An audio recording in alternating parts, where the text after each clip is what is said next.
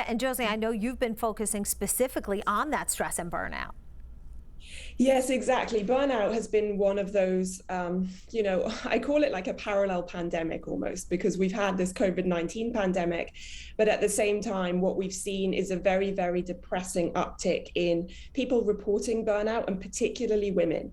And it's not really surprising when you think about the way in which people have had to, completely uproot their life, not just once, but now actually twice, as we're trying to navigate some kind of return to pre-pandemic ways in some cities where rates are down, including New York.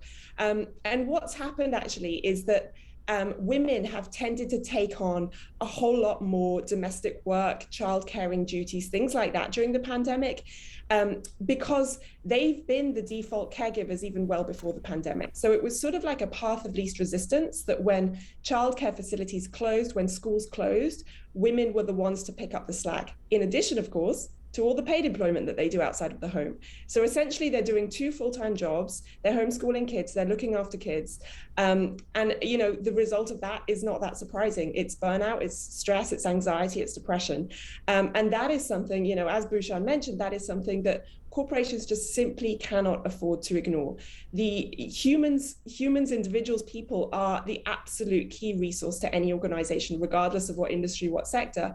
And if corporations can't provide the resources, the support, and the sort of help and understanding that is needed in order to help people work in an environment that is good for their mental well-being, then people will vote with their feet. As I say, they will leave. There are other options. The job market is very accommodating to people who are looking for new employment opportunities.